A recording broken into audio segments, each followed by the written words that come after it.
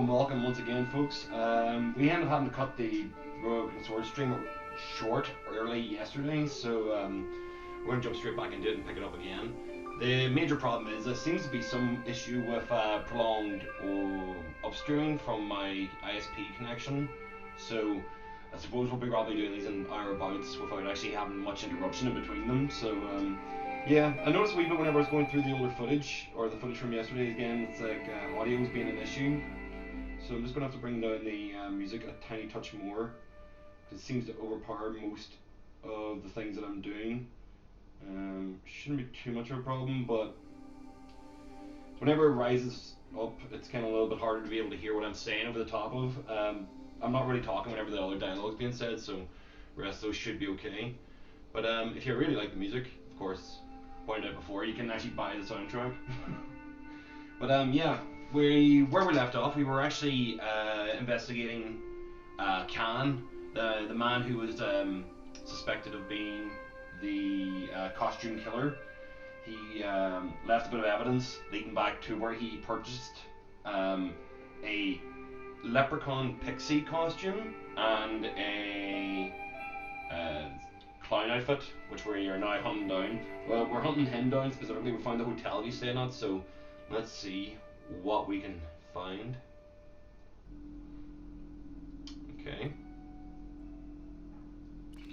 There was no one registered under the name of Khan, but the name in the book for room 22 was Merlin.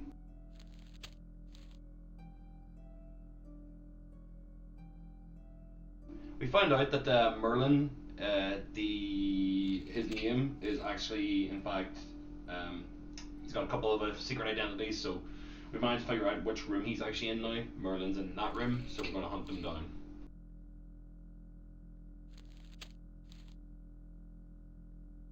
The clerk wore a disdainful expression.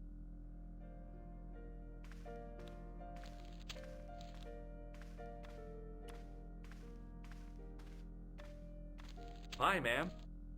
Hello, George. What can I do for you now? Are you sure you saw Merlin putting documents in the safe? Yes, darling. Positive. I wonder what they were. Obviously something of great importance. Yeah.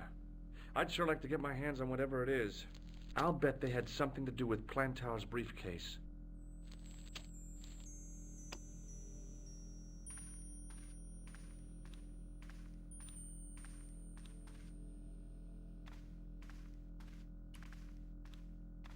Hanging from a brass hook was a key and a plastic tag.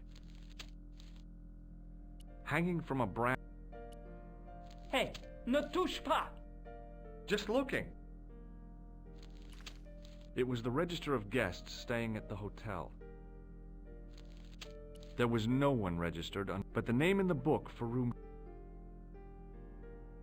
I want some information. Who are you? The police?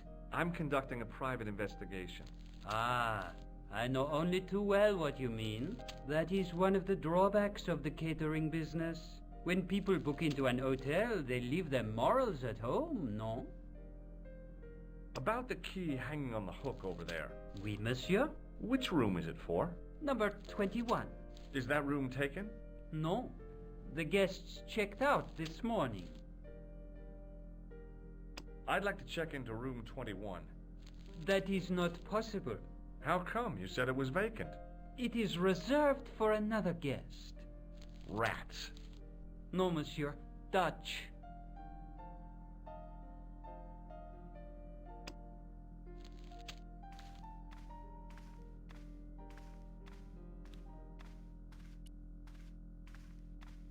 Hi, ma'am. Hello, George. Would you distract the clerk while I borrow a key? Are you asking me to aid you in a criminal act, darling? Oh, no. It's the key to an empty room. And why, may I ask, do you wish to gain access to an empty room? Do you plan to squat? No, ma'am. Scouts honor? I was never in the Boy Scouts, ma'am. Oh, you should have been. What were your parents thinking of?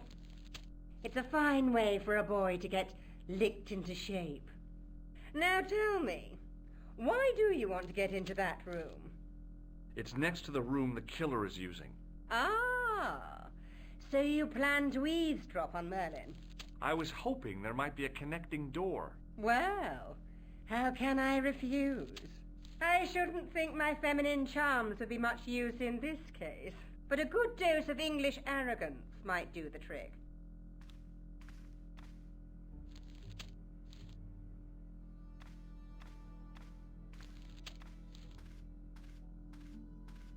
I say! You there? Flunky! Oui, madame. Listen carefully. You do understand English, don't you? But of course, madame. Good. I wish to deposit some jewelry for safekeeping. I understand. Are you quite certain? Oh, bien sûr, madame.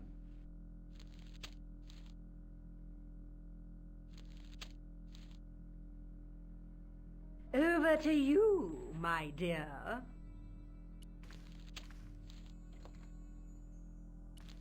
There was no one registered, but the name in the book...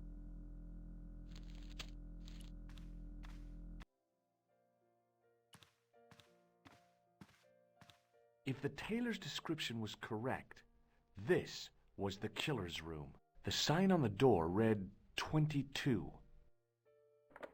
The door was locked.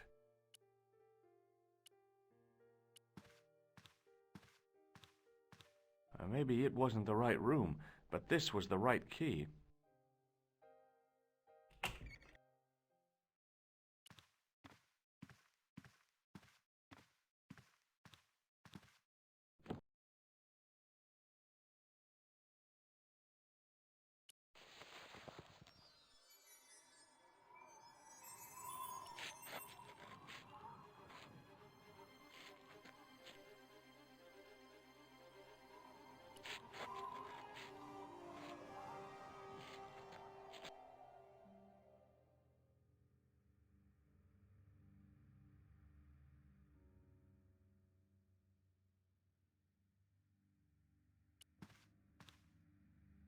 The assassin had been too smart to leave incriminating evidence beside his bed.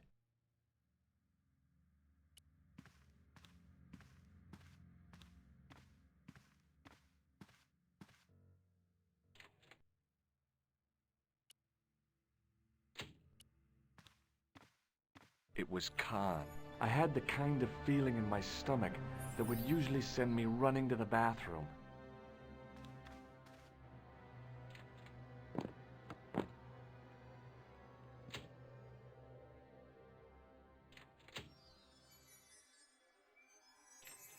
As Khan opened the wardrobe, I was sure I was dead. But he grabbed his pants quickly and didn't even see me. I didn't usually spy on men getting changed.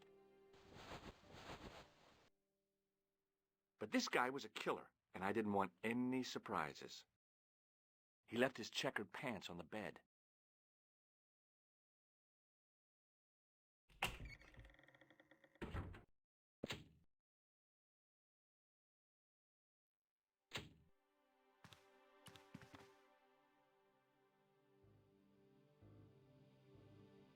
I had that kind of feeling you only get from searching still warm pants. The pocket was empty. There was nothing in the pocket. I flipped the pants over. I found nothing in the pocket. I found an ordinary matchbook. No matches, no clues. But as I pulled it from the pocket, a strong thread came with it. A thread with a metal tag on the end. I pulled on the metal tag and the thread came out of the pants. It was like pulling out a ripcord. The pocket was empty. I found nothing in the pocket. I turned the pants over again. I searched the pocket gingerly and found a pass card. It read, Thomas Merlin, Gruber Electronics Corporation.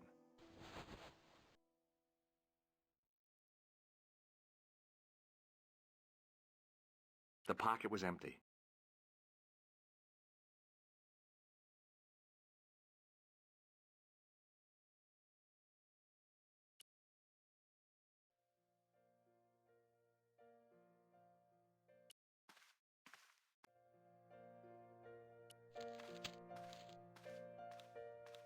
What now, monsieur? I'd like to retrieve something from your safe. Ah, oui, monsieur. May I see some form of identification? Like what?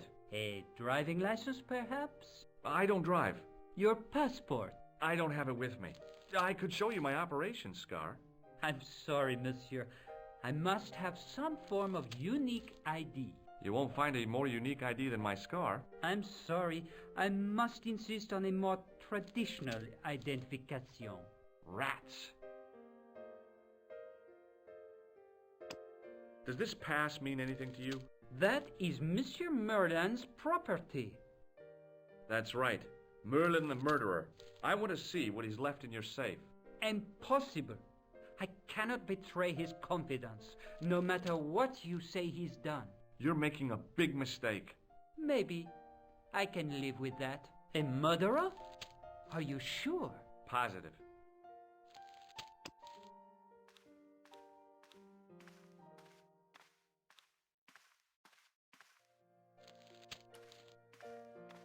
Hi, ma'am. Hello, George. What can I do for you now? I found this pass in Merlin's room. So, that deceitful little man is passing himself off as an electrician, is he? Uh-huh. This guy probably has 1,000,000 faces. I showed the pass to the clerk, hoping he'd give me Merlin's papers, but he wouldn't buy it. He's too scared. I'll give him something to be scared of. Follow me, George!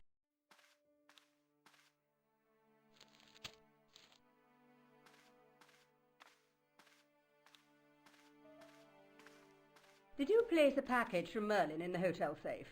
I did, madame. And did my friend here show you Merlin's identification? Indeed he did, but What's the problem? he isn't Merlin. A mere academic detail. Give him the package. But that is against the law. I happen to be a justice of the peace, you silly man. I am the law. If he tries anything, shoot him, George. My pleasure, Lady Piermont. One moment, please. You know, I haven't enjoyed myself this much since Greenham Common. I don't know what I would have done without you, Lady Piermont. Voilà, monsieur. Le manuscrit de Monsieur Merlin. Thanks. How satisfying. An Anglo-American alliance that actually worked. The clerk had given me a tightly rolled sheet of parchment. I decided not to unroll it until I was safely back in Nico's apartment.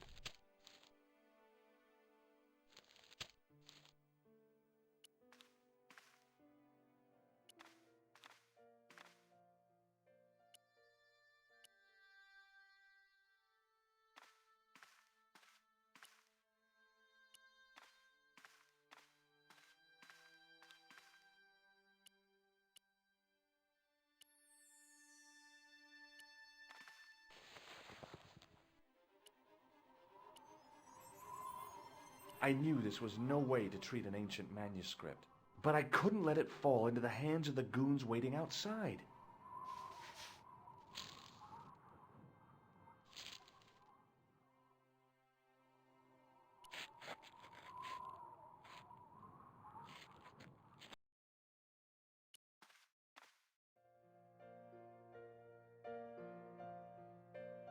So what I just did might have made very little sense to some of the people that are actually watching the stream. Whenever I walked in, there was two goons waiting outside. You notice that there's a picture of them in a conversation that I haven't really skipped on because I'm kind of like powering through this for plot relevant details only. If I had decided to go outside with the manuscript in my pocket, I would have got cold clocked and robbed, and they would have actually taken the manuscript. So instead, I threw it out the window, and of course they don't catch it. So yeah. That's explanation of what I'm doing, just so if anybody's curious to what the hell I just did.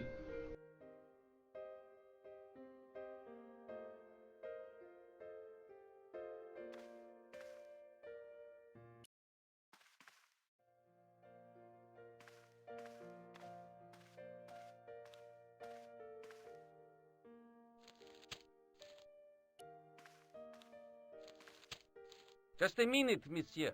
What's your problem? No problem, if you cooperate. What do you want? Just a routine security check. Nothing to worry yourself about.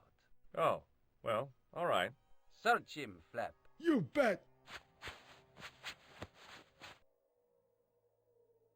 Hey, knock it off. Get off, you big ape. Nothing, Guido. Zilch. Our apologies, monsieur. What? I ought to report you to the authorities. Round here, we are the authorities. You want I should break his arms? No. Let him go, Flap.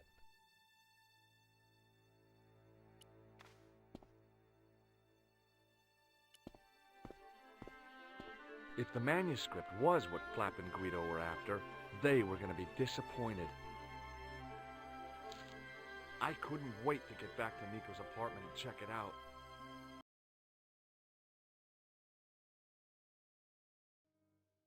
Hi, how are you? Oh, hi. Come in, Josh.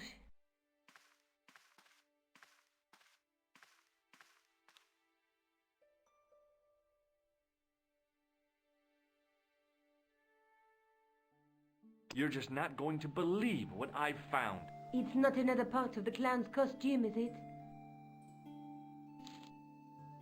It's a medieval manuscript. Khan left it in the safe at the UBU. It's incredible. Is this what he took from Plantark? It could be, which means it's worth enough to kill for.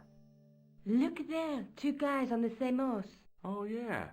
Maybe they couldn't afford one each. What of it? Have you ever heard of the Knights Templar? Their official seal was an image of two knights sharing a horse. Whatever this manuscript means, it's connected with the Templars. How come you know about these knights? I learned about them while writing an article on the Crusades.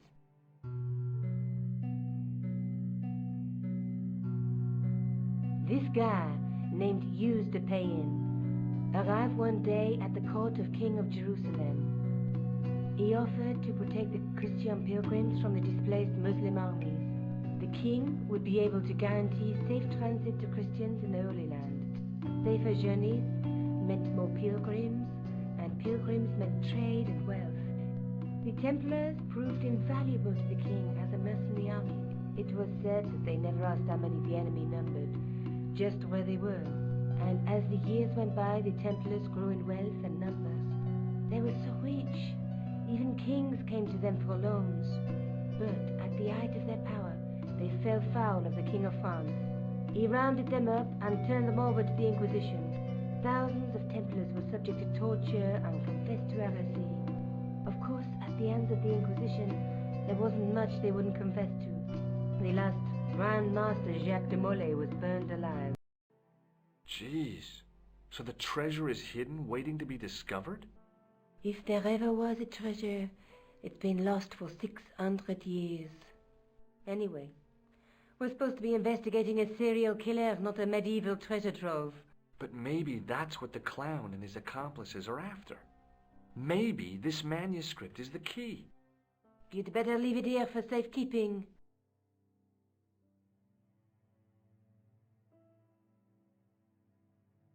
Let's take another look at the manuscript. There's a guy with a sword and a bull. The only mythological bull I know of is the Minotaur, but he was only half bull. I don't think I'd like to be half a bull, even if it was the bottom half. What's that object between them? It looks like a gem. There's a guy with a sword and a bull. Between them is a gem supported by a tripod. There's a guy working on a loom. He's weaving a carpet or a tapestry. Or a duvet cover. It's a clue to a place, I reckon. Somewhere famed for weaving and ships. Where folk live in barrels? It beats copper boxes. There's a woman looking at her reflection in a mirror, but the reflection has 3 hideous faces. She reminds me of the Wicked Queen in Snow White. She was the one who said, "Mirror, mirror on the wall," wasn't she? She made me cry so much when I was a kid. Mom carried me out of the movie theater. She didn't frighten me in the least. Like I said, I was only a kid. I didn't like the crocodile in Peter Pan either. A knight with a crystal ball. Now, there's something written on the scroll beside the knight. Yes, but it's written in Latin. Per disciplinum mea lux Videbis. By my teachings, you will see the light. You speak Latin. Where did you learn a trick like that? A trick? I studied law, okay? I can read Latin. My, you're touchy. Tell me that again. Let's face it, we need help, George. Someone who knows about these things. Who do you suggest? Indiana Jones? I know a guy who specializes in medieval studies. His name is Lobino. Huh. Some stuffy old fossil who gets horny over ancient relics, I suppose. Far from it. Andre isn't the stereotypical professor you have in mind. Where can I find this Lobino guy? At the Kroon Museum.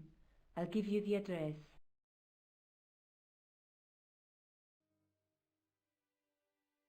I have to go. Okay. Don't forget to look for Lobino at the Kroon Museum.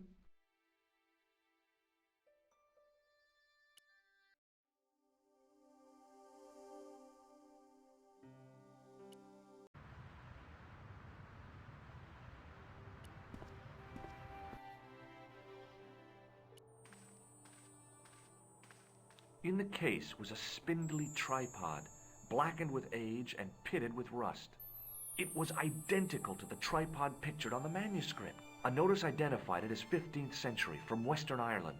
It had been found in Loch Marne at the site of a Knights Templar preceptory. Ireland! What's that? This tripod was found in Ireland. I will have to ask you to keep your voice down.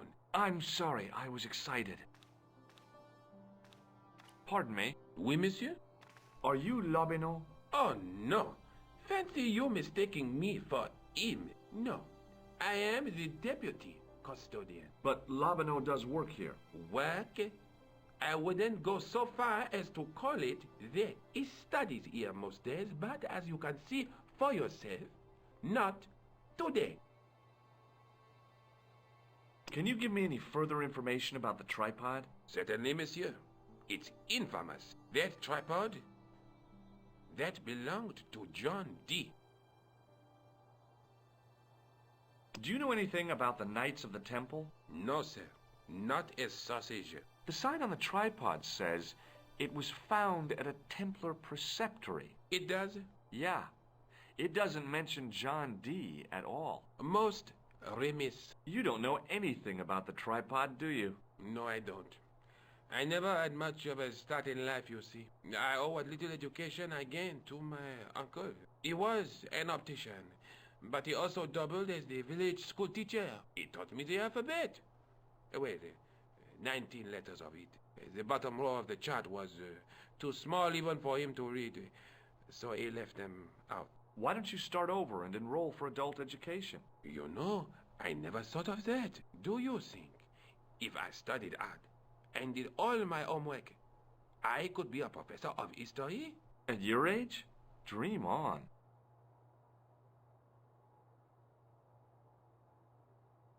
Thanks for your help.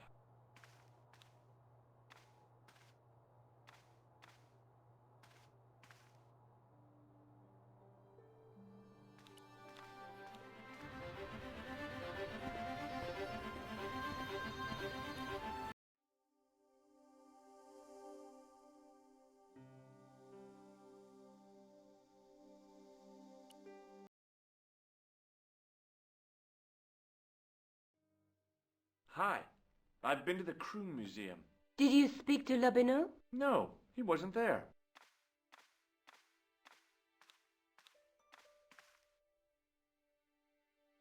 I found the tripod. Where? In the museum. It belonged to the Templars. It was dug up in Ireland at a place called Loch Marne. I have heard of Loch Marne.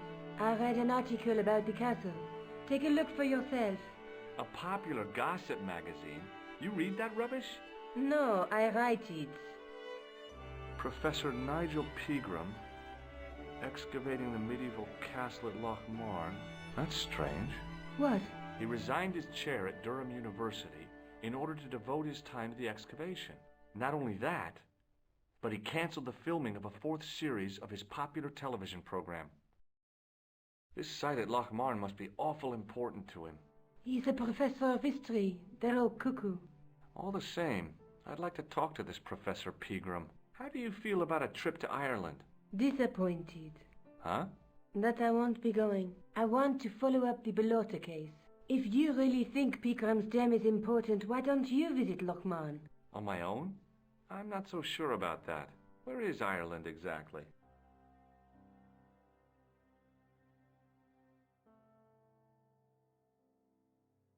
I have to go. Okay, I'll see you later.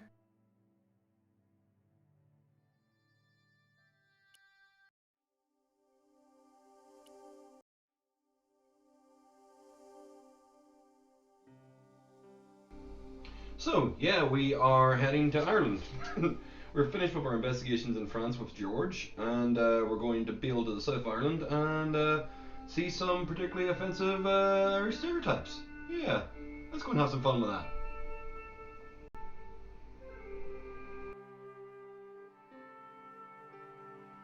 Something happened there, I don't know what happened. Somehow our stream got messed up. Hopefully I didn't lose any of you guys. Yeah. So yeah, hopefully that didn't disappear on you. I am still here. Just a little connection hitch of some sort.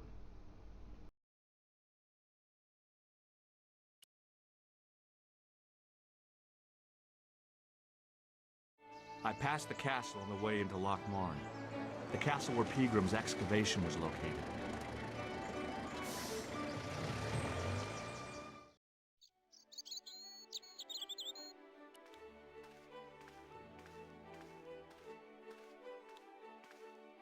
Hi there. What? What's your name, kid? Who are you calling kid? Who the hell are you? I'm George Stobart, and I'm with the good guys. You're a head case, mister. A few sandwiches short of a picnic. Cut the crap and tell me your name. Liam McGuire. What are you doing hanging around the bar, McGuire? I'm on the run. From me dad. Why? Did you do something bad? I ain't done nothing, boss. You can tell me, kid. Is it your dad? Oh, sir. He drinks every last penny down his evil throat. And there's me poor old mother, bedridden and dying of presumption. I tried to buy her medicine. Chopped firewood for Father Mahoney till me fingers bled. The old skinflint cheated me too. But I took the pennies he gave me back home. Look, Ma, says I, see what your darling son has earned with his own sweat and blood. When suddenly, me dad appears and grabs the loot. I'm off to Dublin, heavy drinking, says he. Watch out till I get back. That's why I runned away. Something in the grin on his face told me he wasn't being strictly truthful. Compared to him, Huckleberry Finn was a candidate for Altar Boy of the Year. Do you know a man called Peagram? Can you describe him like on the telly in the cop shows? He's an English archaeologist. I know the man you mean if he's the one. What can you tell me about the castle, McGuire? What do you want to know? Well, can I get inside? No, it's locked up. Does anyone live there? No. Only, what do you want to know? Oh, nothing. You know something about the castle you're not telling me, don't you? No. What is it you're covering up? Is it something you're scared of? I ain't scared of nothing. Can you tell me where I'd find Peagram? No, I can't, 'cause he's not here now, but if I sees him, I'll ask him. Do you know what Peagram was doing in the castle? Digging for buried treasure. Jewels and gold and skeletons, like in the films.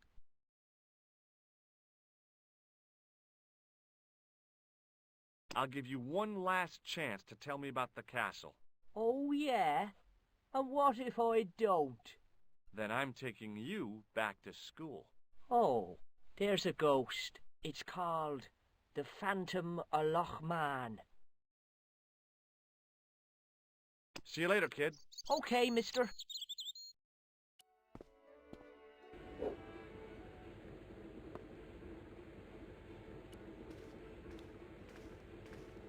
My name's George. Pleased to meet you, mister. My name's Fitzgerald. Do you know Professor Peagram? He's the archaeologist, isn't he? That's right. Did you work at Professor Peagram's dig? What gave you that idea?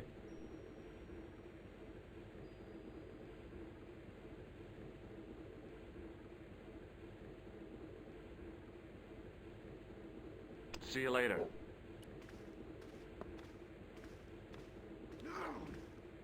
Hi, my name's Stobart, George Stobart. Hello there, mister. What can I do for you? Do you know Professor Pegram? Do I know him? Do I know the good professor himself? No, I don't. I mean, I know who he is, but I don't know him to talk to. Do you know anything about Pegram's excavation? Only that he didn't have the right tools for the job. What he needed was shovels and a JCB. Pegram was digging for historical remains, not coal. Is that a fact? What the hell for? It's the science of archaeology part. Understanding how people used to live by what they've left behind. One day archaeologists might be digging up our remains. Imagine that, Mr. O'Brien. I wonder what they'll find. Well, it won't be arrowheads and beakers. Fast food cartons and flavored condoms, more likely. Did anyone from the village work at Pegram's dig? I tried it myself, but that high and mighty history man called me incontinent. What a nerve. Hadn't I dug more holes than the rest of them put together? Do you remember seeing Sean Fitzgerald at the dig? Let me see now. I think me brain box needs a spot of lubrication. Can I buy you a drink? You most certainly can. Give me a drink for my friend here. Who? Doyle? Has he conned you into buying for him? Shame on you, Patrick. Same again? Just a point this time, Michael. 1 point of brown coming up.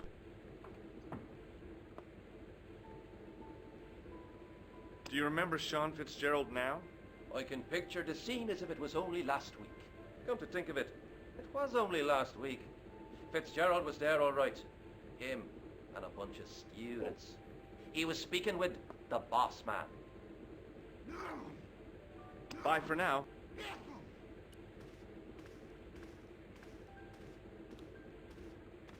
Mr. Fitzgerald? Doyle told me you definitely worked at the dig. He's seen you there. You might as well admit it. I knew this would happen. I knew I'd get caught. I need to talk to Professor Pegram, if he's still alive. What do you mean? Is he in danger? Yeah, you too, if I'm right. You're not from the Social Security. Hell no. What makes you think that? Well, I was claiming benefits at the same time I was working for Pegram. I'm not in a position to make judgments, Sean. That's between you and your conscience. All I want is to talk to Pegram about the gem. But he's not here. I know that. But he left that package with you, didn't he? Wow. I completely forgot about this, essentially, the implication that Irish people are doing the double. Nice.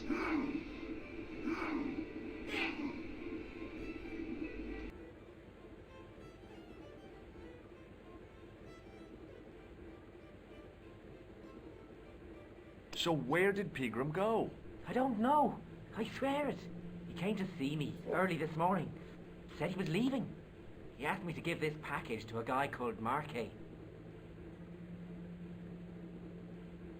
See you later.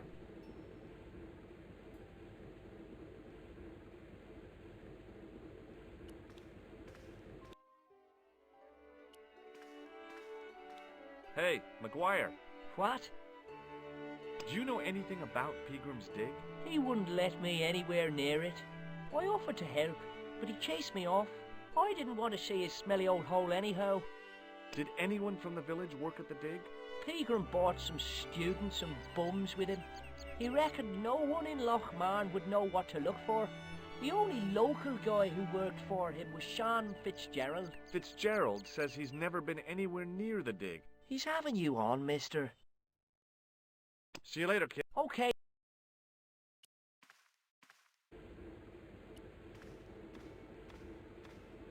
Mr. Fitzgerald? Show me what's in the package, Sean. I can't do that. Why not? I promised the professor. So what? You didn't have any qualms about your benefit scam. So where's the harm in taking a peek inside Pegram's package? You don't know these people. I can't. I don't dare. This is your last chance to show me the package, Fitzgerald. I've been patient with you, but now it's time to kick ass. But he'll kill me.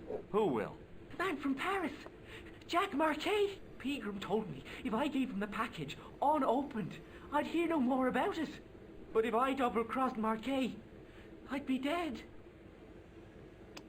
Do you recognize the man in this photograph? No, I'm sure I don't know him. I'll deal with Jacques Marquet. Give the package to me.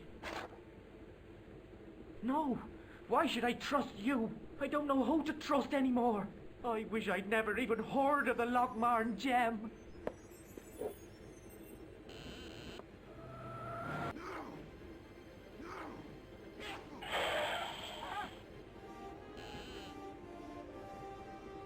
Hey, I just seen a big red... Get out of here, Maguire. Come back when you're old enough. What's the lad howling about? A big red sports car. Sean Fitzgerald's been runned over. Get out! Noisy little tyke. Maybe you should send out some medicinal brandy, Michael. Oh, yes. And who's going to pay for it? Not me. Me too, neither.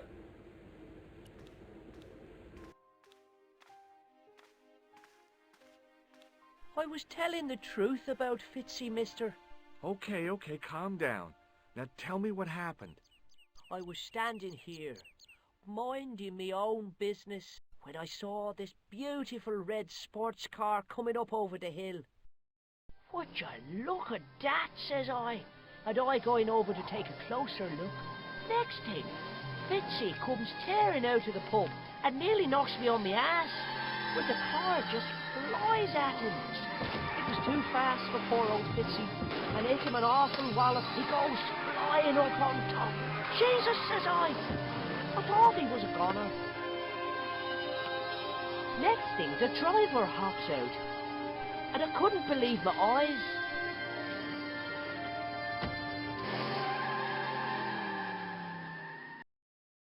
He was dressed like a bloody pixie.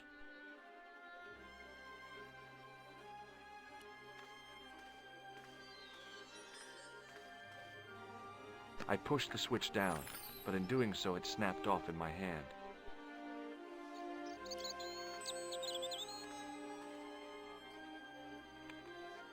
I tugged at the trapdoor, but it was locked from the inside.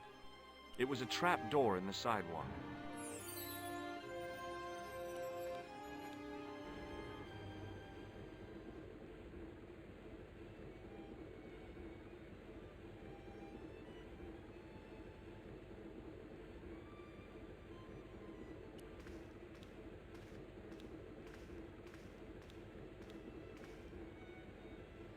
It was a beer-stained piece of toweling.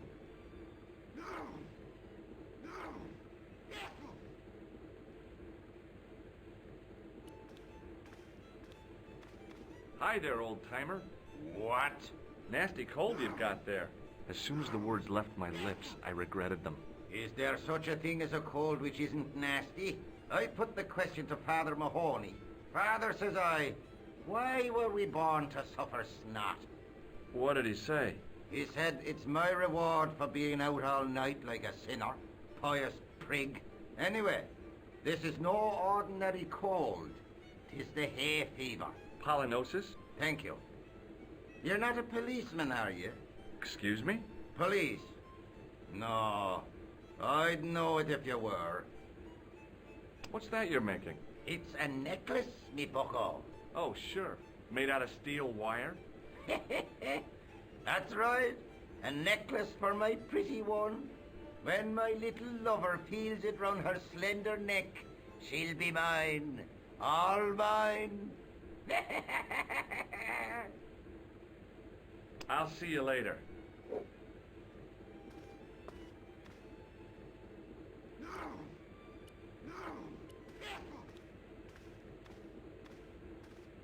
Top of the morning to you. I beg your pardon. Well, that's what you Irish say, isn't it? Do you want something? Or are you just flaunting your xenophobia? Well, I was trying to be sociable. Is it a room you're after? Maybe not. No, thank you. I don't plan to stay too long. Who does? Most folk take one look at Lochmarn and jump back on the bus. I'll try a glass of beer, please. Is this your first pint of real ale? Well, I guess so. What's real ale, anyhow? Beer that's brewed from natural ingredients, to traditional methods. It shouldn't be kept under pressure or refrigerated. And finally, it should have a good body and distinctive character. In other words, it's flat and worn with bits in, and it makes you fall over. I'm sorry, but the pump appears to be broken. I could fix it for you. I don't think so. This is a job for a professional electrician. Oh well, at least the glass washer is still working. It's not my idea, is it? It just so happens I'm an electrician. Check out my credentials. Well, no. Isn't that marvellous? Here's a house bedeviled with faulty wiring of a wayward nature. Here's you, an electric man, with a little plastic card to prove it. I still want to see what you can do before I let you touch me beer pumps. You can make a start on the glass washer. When you finish that, will you take a look at the pumps?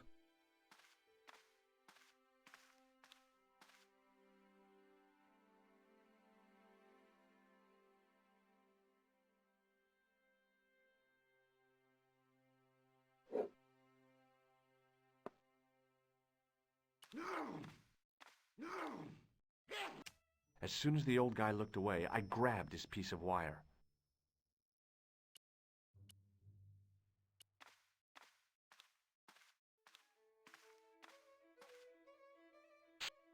I replaced the fuse with a piece of wire. I knew it was dangerous, but I was desperate enough to disregard everything I knew about standard safety precautions. Excuse me, Mr. Leary. I fixed your glass washer, no problem. Bingo! And a blessing to all the saints. A free half-pint to that man, on the house. Now, could you take a look at the beer pumps? Well, I guess so, but I'm not making any promises. If you can't fix them, I'll have a riot on me hands. The pumps are in the cellar, right? That's right. You'll find a flashlight down there somewhere.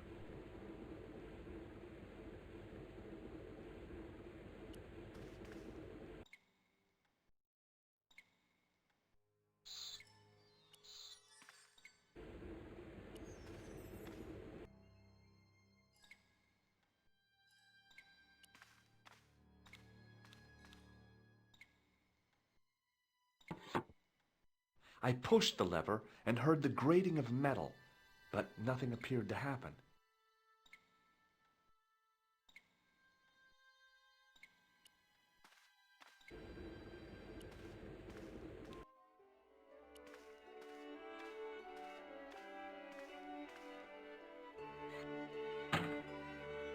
I lifted the trap door, and an overpowering smell of stale beer rose from the cellar below. I looked down on a stone-tiled floor, way too far to jump. Excuse me. There was a nasty feeling in my guts I usually associated with light opera. It was Khan. What's the problem? Did you see what happened here a few minutes ago? What was that? A man was involved in an unfortunate accident. I didn't see anything. What about the boy? He doesn't know anything either. The kid, well, you know how it is in these rural communities. Not enough genes to go round. I prayed McGuire had the sense to keep his mouth shut. Was the guy hurt bad? He's been taken care of, but he thinks he dropped a small parcel. You didn't happen to find it, did you? If I had, I would have taken it to the police. Of course. Thank you.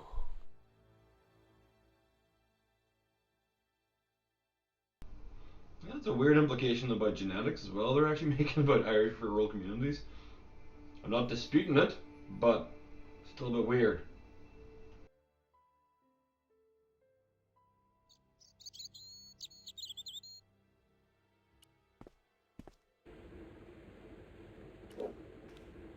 Now I could see. I spotted Mr. Leary's flashlight easily. Then I noticed a flash of light. Something sparkling beneath the open trap door.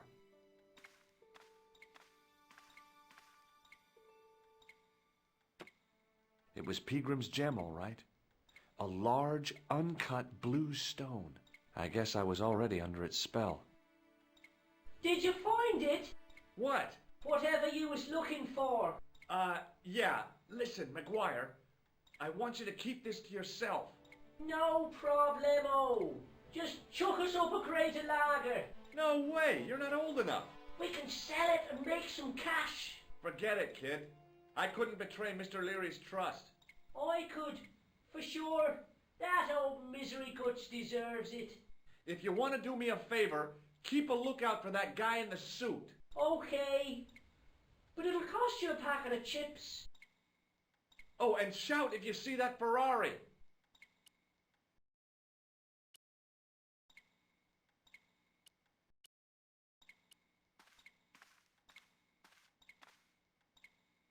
The slow drip of water barely dampened the towel. The faucet creaked, coughed, and spewed out a stream of rusty-colored water.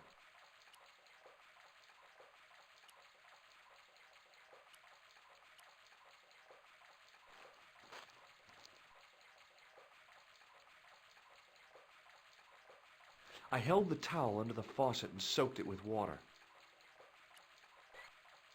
I shut off the faucet as tight as I could, but it kept on dripping.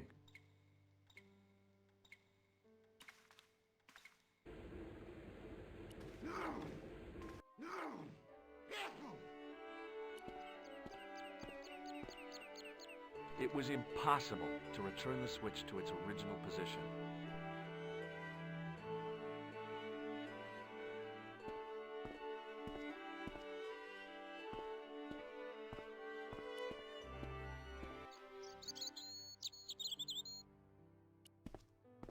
Hi, do you speak English? Well, no.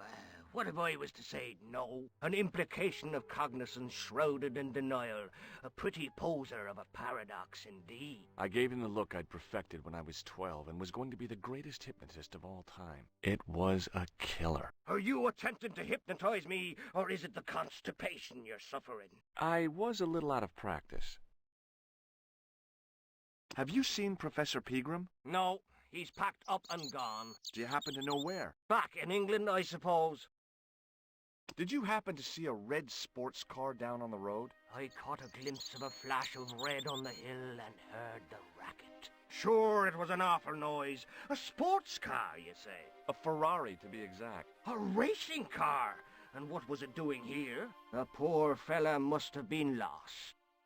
The driver of the Ferrari was involved in an accident. Is that so? Yeah. He knocked somebody down outside the bar. What an idiot! How could a thing like that happen? He was traveling too fast. So fast, he ran right under the car? I mean, the car was traveling too fast. But you'd have thought the idiot could have heard it coming.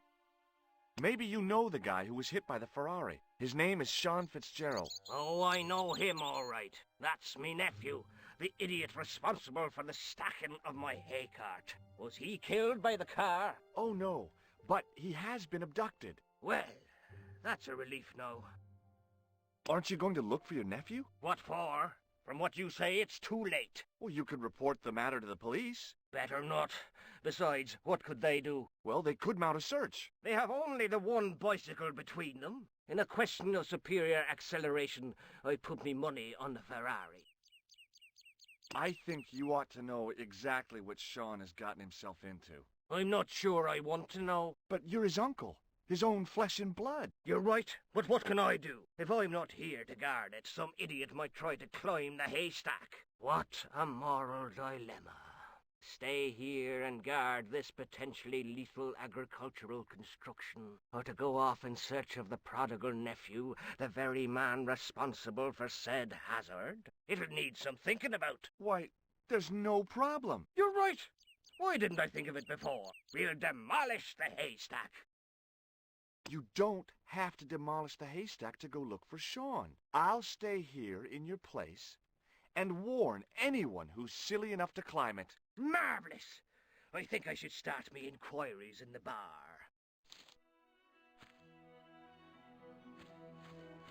He strode off in the direction of McDevitt's bar, leaving me to contemplate the stack of hay.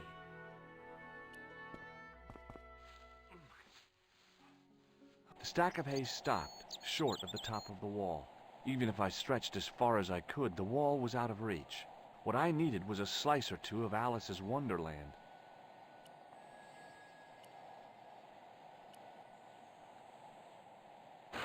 I inserted the end of the lifting key in the mortarless crack and gave it a firm shove. It remained lodged in the wall, jutting out to form a step. I tugged at the lifting key and found it was held quite securely.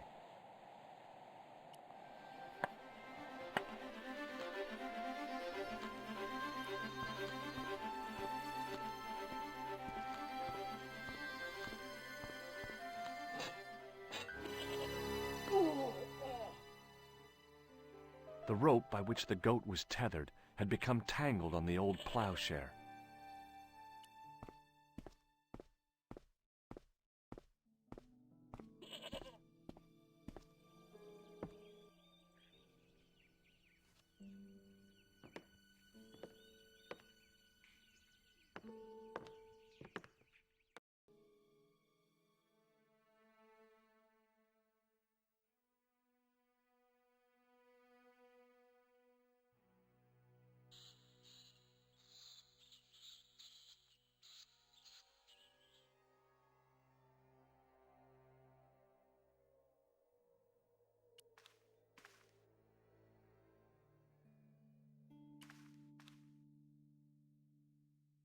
The statue was too heavy to lift.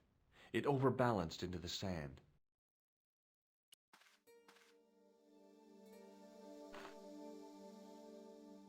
As I swung the stone upright, I noticed it had left a pattern of holes in the sand.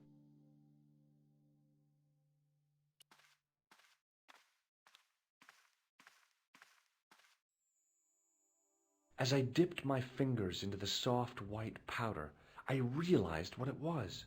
Plaster of Paris. I'd used it in kindergarten to make casts of animal paw prints.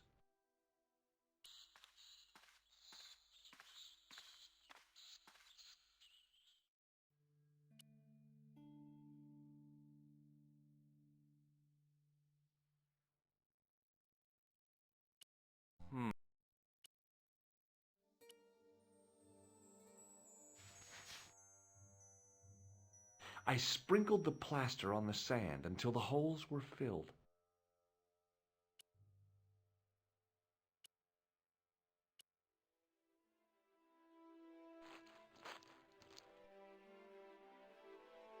The trickle of water was quickly absorbed by the plaster.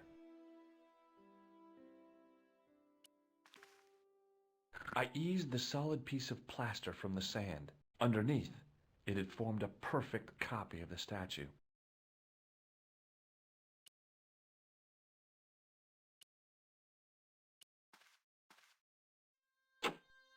The hardened plaster cast fitted snugly into the 5 matching sockets. There was a soft thud, then silence.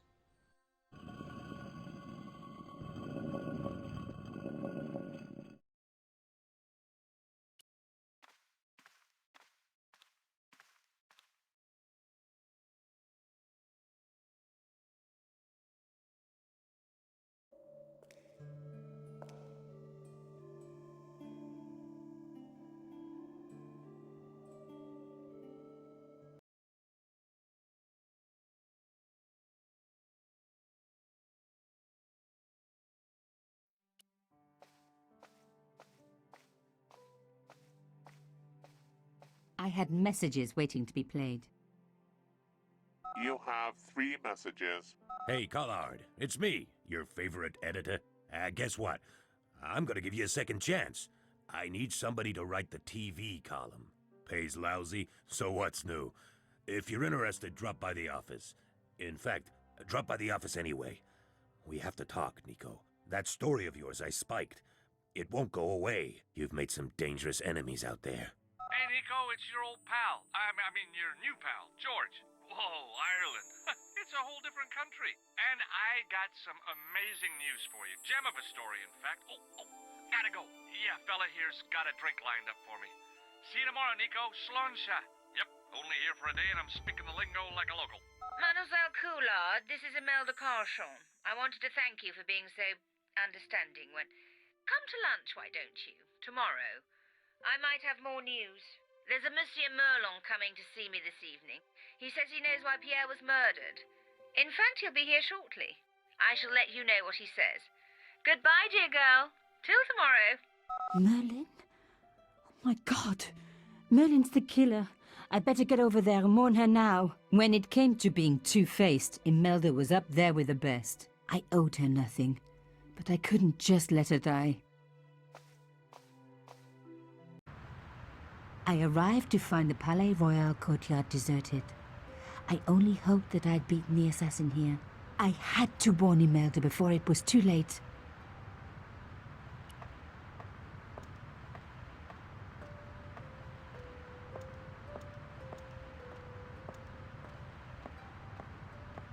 The intercom system wasn't working.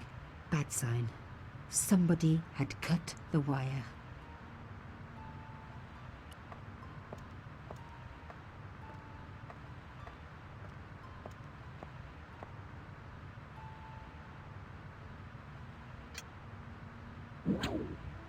I unhooked the first wire.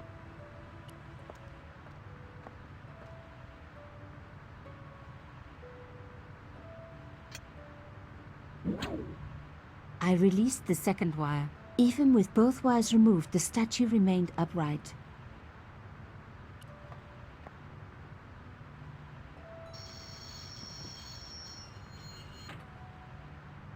If I could deconstruct this, I could deconstruct anything. That broken window looked like the best way in.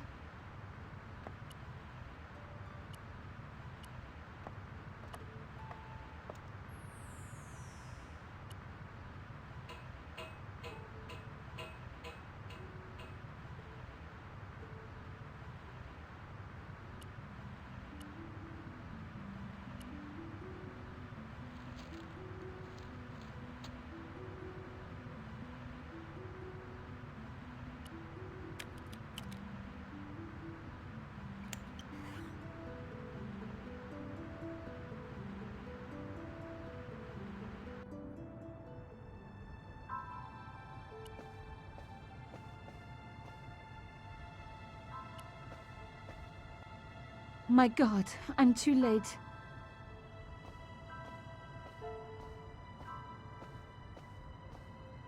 Imelda. Oh no. Nico? Don't worry, you're going to be all right. You know that isn't true. It was Merlin, wasn't it? Dressed as a cavalier. How absurd.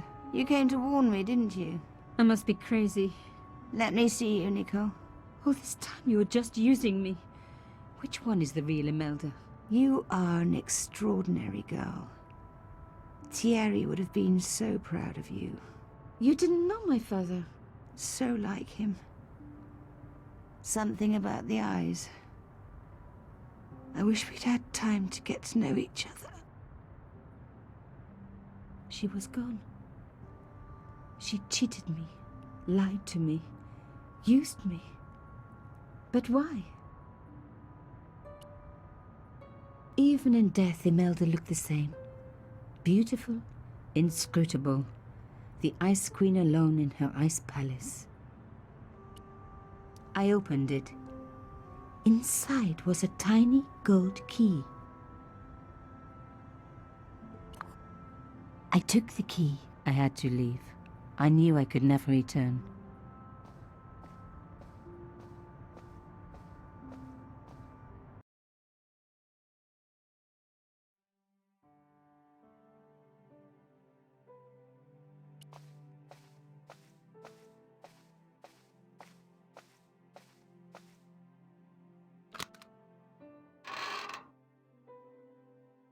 In the dim light, I caught the reflection of something metallic. A small, sinister-looking metal disc had been tucked under my father's box. It was a bug.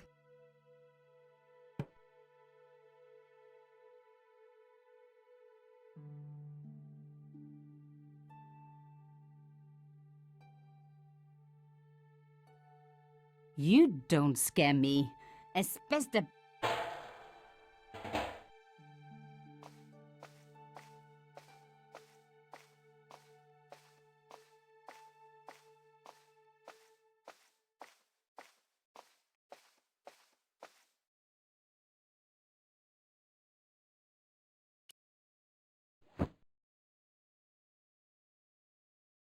The box was carved by my father. It never had a key. The elephant on the lid was a perfect match to Carchon's. I took out the key. I couldn't believe it. Imelda's key opened my father's box. I dreaded what I was going to find inside.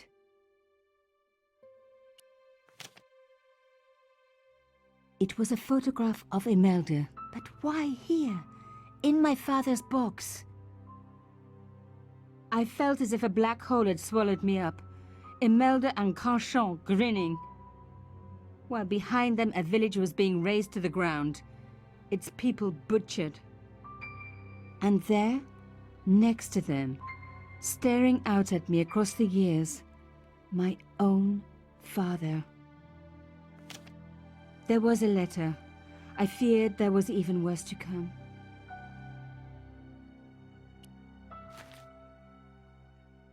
Hotel St. Georges, Algiers, Friday. My darling Thierry, by the time you read this, you'll be safely out of Africa. You need not fear. Pierre and the organization do not know who you are really working for, or about us. Did you think I would betray you? I could not. You wanted me to leave him, but I don't have your courage. I know too much of what has been going on here. They would find me and they would kill us both. Enjoy your life in Paris, Thierry. Your life of honor, of patriotic duty. Do they give medals to spies? No. They'll just give you a funny job in an embassy somewhere. I could never share that with you. Imagine me, a diplomat's wife. So I must stay here with Pierre, the two of us bound together by what we have done to this country. Au revoir, my love. You will be in my heart until I die. Imelda. Suddenly everything made sense. My father had been working undercover for the government. He was one of the good guys after all.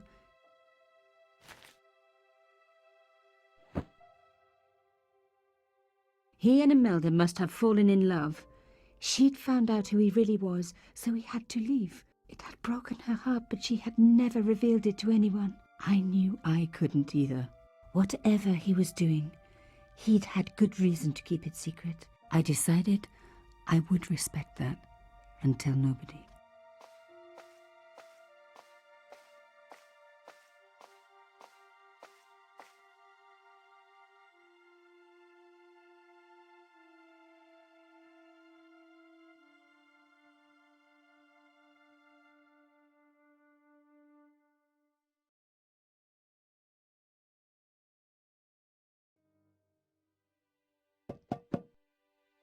I knew it was George. For a moment I was tempted to pretend that I was out, or ask him to go away and come back later. But then... Come in. Hello, George.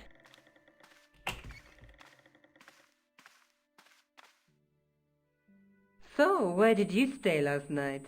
At McDevitt's. I got to drinking with Doyle and a couple of the guys. That explains why you look so ill today. Did you get any sleep at all? Not much. I had to share the room with another guy. Did he snore? Hardly. He was dead. And you say Pigram has disappeared? Without a trace. But my visit wasn't a complete waste of time. Pigram's gem? The Templar's gem. Whoever Jacques Marquet is, he's in for a disappointment. Jacques Marquet? He's the guy who should have collected the gem from Fitzgerald. What are your plans? I want to find out who, what, or where Montfaucon was. All I've got to go by is the name and a picture of a hanged man.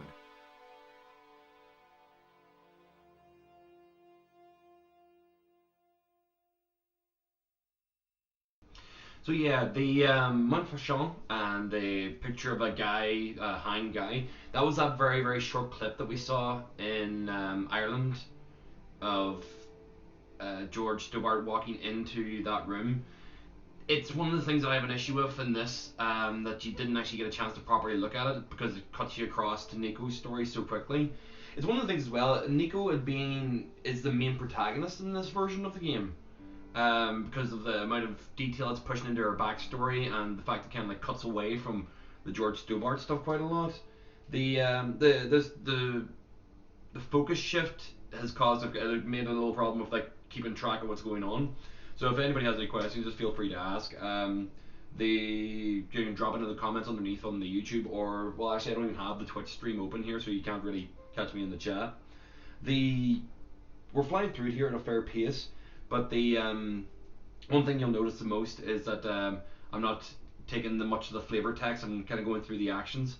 So we can follow now. Jacques Marquis is the person who's kind of behind Can and his hunt down of these Templar items. We're pretty sure it's actually about the Templar treasure and the fact that Thierry, Pierre, and Imelda all know where it was, or were all Templars, possibly themselves. So we're going to continue on the investigation here and try and chase down more information. The main I think essentially at this point now, we've got no more information to kind of pass on to Nico, so we need to keep investigating. The possibility is now that I've been doing this from memory, so that's why I've kind of been rushing through it. I can't remember exactly where we go from here, but I'm pretty sure that we need to go to the police. So we're going to head to the police station. So if there's anything here, I can't think of anything else. Maybe just want to check something actually. I can't sit here all day, much as I'd like to. Okay. Don't forget to look for Lopinot at the Kron Museum. And why don't you see if Rousseau has heard anything? Okay. Anything else I can do for you while I'm out? Shopping, a trip to the laundromat? Just take care of yourself.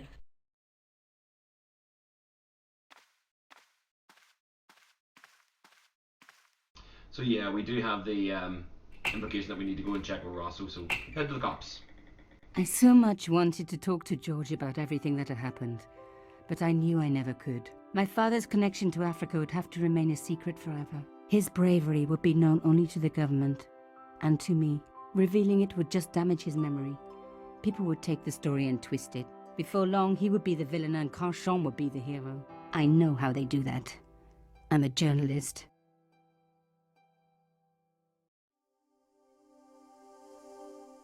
Scathing little critique of journalism right there as well.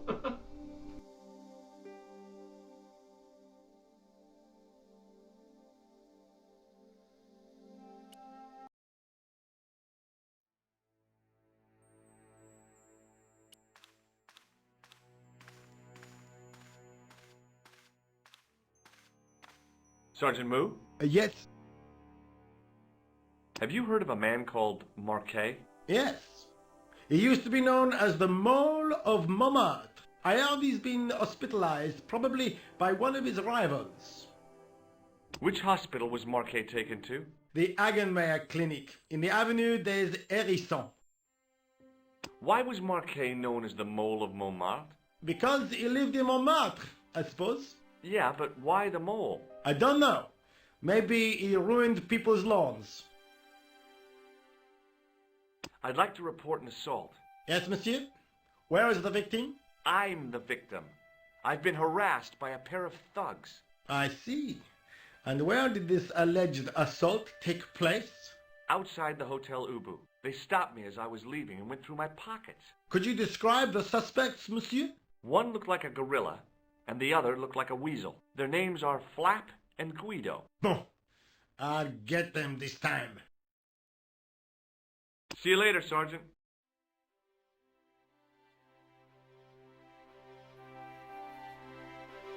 Sergeant Moo? Yes. See you later, Sergeant.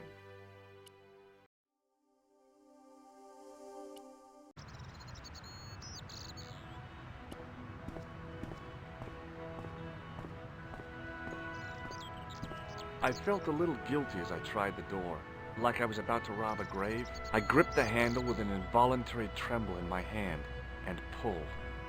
The door was locked.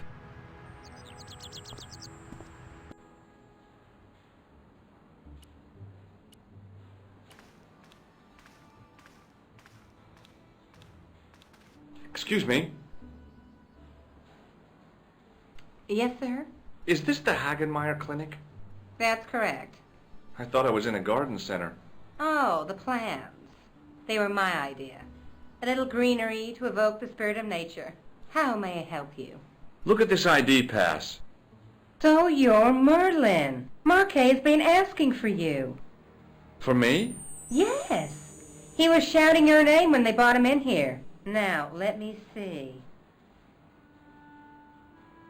He was on Ward B12, as I recall. Oh, he's being transferred to... Oh, dear. He's on Ward J2. That's Nurse Grendel's ward. What's so bad about Nurse Grendel? She runs that ward like a South American prison. Keeping a well-disciplined ward isn't a crime, is it? Well disciplined. In the discipline and punishment stakes, she'd whip the butt off the Marquis de Sade. Everything, I mean everything, is done to a strict routine. 6 o'clock alarm call, 6:10 bowel movements, and woe betide anyone who doesn't have a result. Those patients of hers are like Pavlova's dogs. She sounds like a real nightmare. And then some. If Nurse Grendel is that bad, how come the authorities tolerate her? She's like part of the furniture. I was beginning to get the picture. This woman was jealous, with a big green capital J. How do I find Nurse Grendel's ward? Down the corridor on the left, turn right at the senior consultant's washroom. Right again at the executive coffee lounge. Bear left past the administrator's sauna. And turn left at the end. That's J2. And good luck. Administrator's sauna. This is a classy hospital.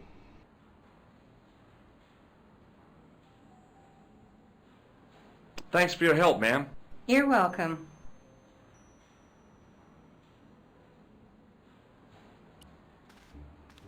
As I turned the corner, I saw the source of the hellish noise which echoed through the corridors. It was an industrial polishing machine with an odd-looking guy in tow.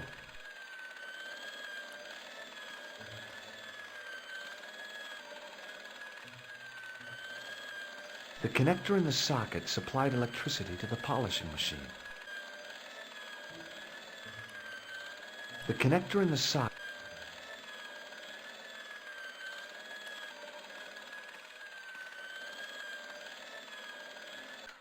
Hey now, you can't go in there. How come? I'm responsible for the contents of that cupboard.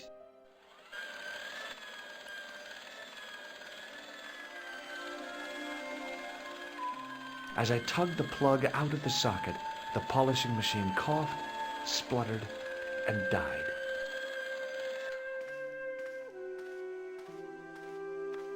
Mr. Shiny, what's wrong, pal?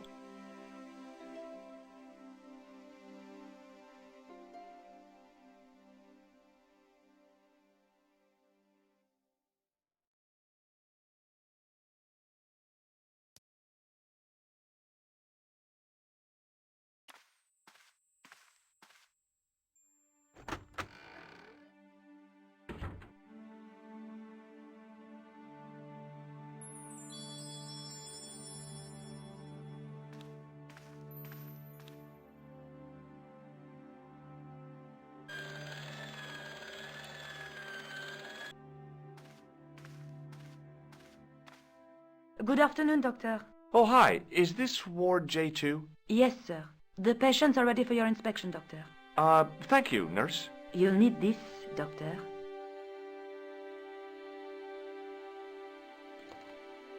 She gave me a long, narrow metal box and a stunning smile.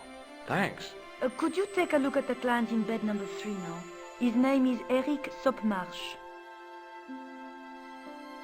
Thank you, nurse. Au revoir, monsieur.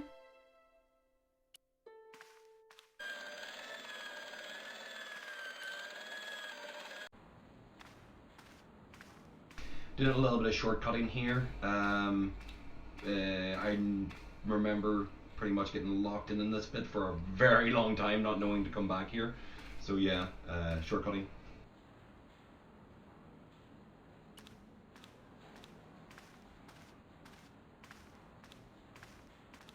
Hi, my name's George Stobart.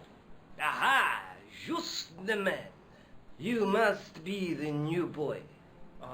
Yeah, I must be. Well, stop wandering about and make yourself useful. Bernie, come here, boy.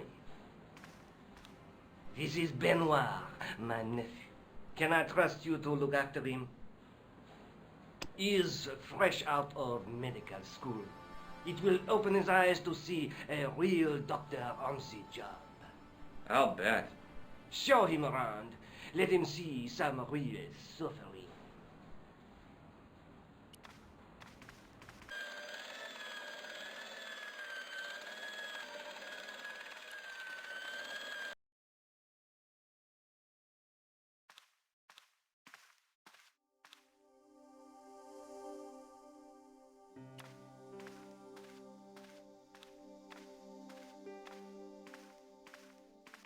Hello? Anybody home? Who are you? My name is Dr. Stobart, and I'm here to steer you down the rocky road to recovery.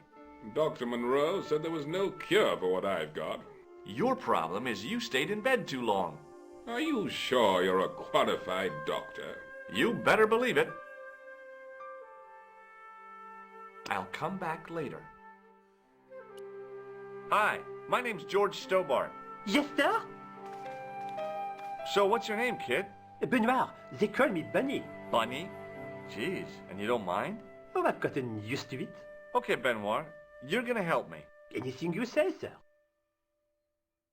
Here, take this pressure gauge. Thank you, sir. What do you want me to do with it? Well, keep it safe until I think of something. Follow me, Benoit. I'm right behind you, sir.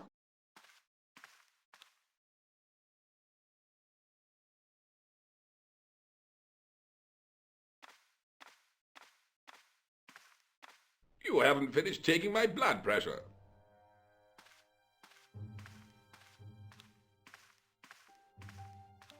Will you keep quiet? You're disturbing the other patients. I'll keep quiet when you've taken my blood pressure properly. I have to see Jacques Marquet first. How come he gets preferential treatment? It's because he's got money, isn't it? I'll come back when you've dealt with that chip on your shoulder. Hey, Benoit! Yes, sir? Do you still have that gauge I gave you? Ah, yes. What do you want me to do with it? Use it on Eric Sopmarsh. Okay.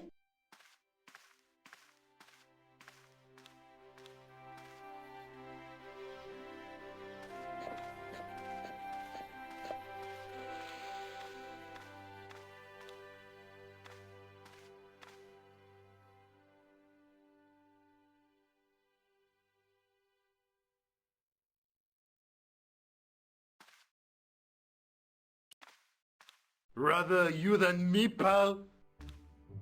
I'm Dr. Stobart. Bonjour, doctor. That guard looks like he has seen some shit. Look at those eyes. Holy crap.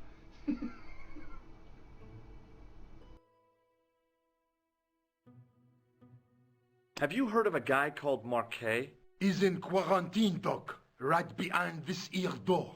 Marquet is just the man I wanted to see. I wouldn't go in there if I was you. He has anthrax. I have to visit my patient. What for? Routine. I have to check he's still breathing. What if he's not? I'll sign the certificate and register his bed as vacant. That's a cold and distant attitude to death. Well, I've been institutionalized to the point of godlike aloofness. The white coat suits you. Thanks. Catch you later, officer. All right.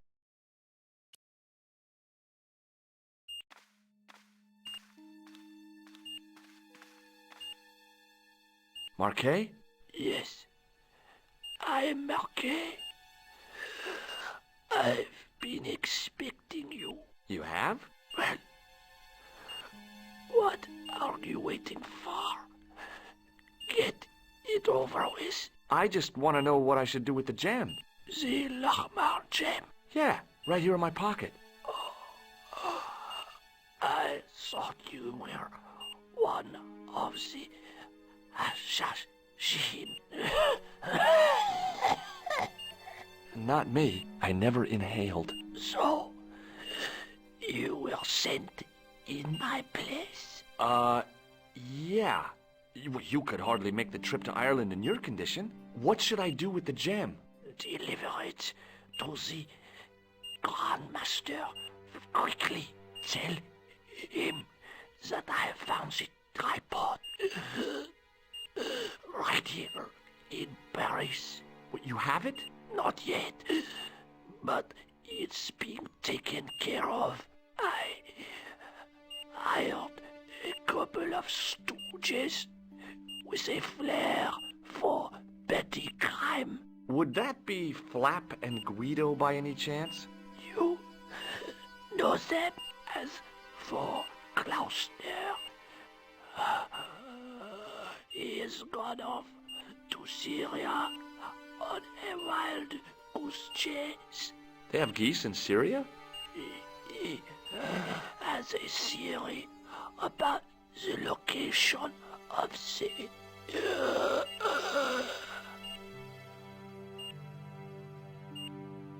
That's enough excitement for one day, Monsieur Marquet. What are you doing here? Talking to this patient, of course. Monsieur Marquet is my patient. If Herr Hagenmeier was to hear that... Okay, I'm going. I'd learned all I could from Marquet anyhow. There you are, sir. I was just coming to look for you. I finished with your pressure gauge. Thanks, Bunny. What's that noise? It sounds as if someone's having a cardiac arrest. It's all right. The doctor's in there with him. Are you sure he was a doctor? Oui, monsieur. He showed me his ID. It was Dr. Braille. There's no Dr. Braille working here. He's an imposter! The door's locked. Help me, officer. Stand back, monsieur.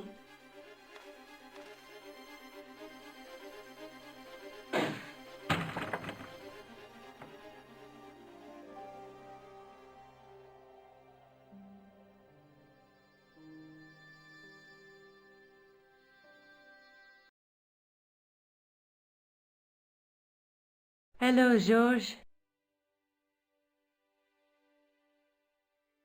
I found Jacques Marquet. Did he talk? Yeah, he talked. For the very last time. He's dead. Yeah, killed in cold blood by a bogus doctor. That's despicable. What kind of guy would pass himself off as a doctor and take advantage of a dying man? Was it Khan? No, I don't know who he was, but it certainly wasn't Khan. He got away, out the window. Have you ever heard of the PassticheofSkin? No. Marquet said that they were his biggest enemy. His biggest enemy was the bogus doctor. Don't remind me. That guy was evil. He had wild, staring eyes like a dead fish. I'll never trust a doctor again. Do you think the assassin was responsible for killing Marquet? I don't think so. He could have finished him off the first time. Besides, Marquet would have recognized him. He was pumped to the gills with sedatives. He wouldn't have recognized the 4 horsemen of the apocalypse unless they'd introduced themselves.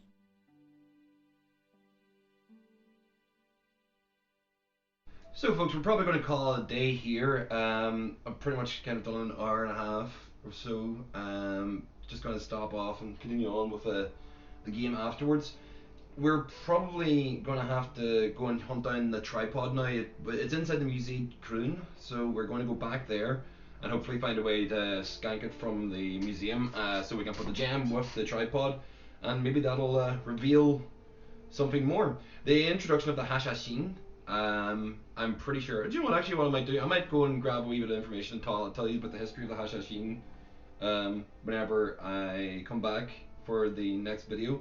Because yeah, I like the name, and the little joke about not inhaling, the fact that it was actually Passticheofskins taking hashish before going off on a mission to kind of give them the bravery or the mindset to actually commit their murders, which links into how marijuana became illegal originally. It was because of the madness that would be caused by it. But yeah, I'll tell you about that some other time.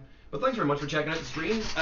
We'll be back again probably Probably tomorrow, actually, to be honest. I've got the time now to actually sit down and burn through this, and there is also the possibility I will be dropping into another adventure game called Deponia, which I picked up on Steam. There actually is currently a sale on, and it's worth checking out if you can get it for cheap.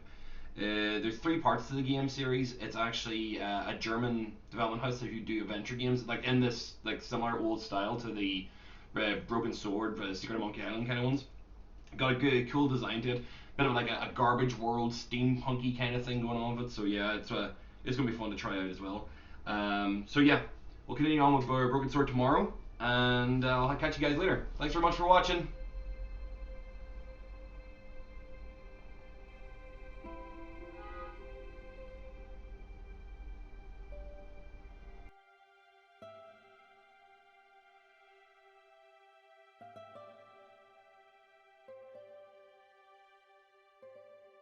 I guess I'd better go back and talk to that weirdo. Which one, Rosso or Sergeant Moo? Oh, but you're referring to Andre. I'll let you work it out.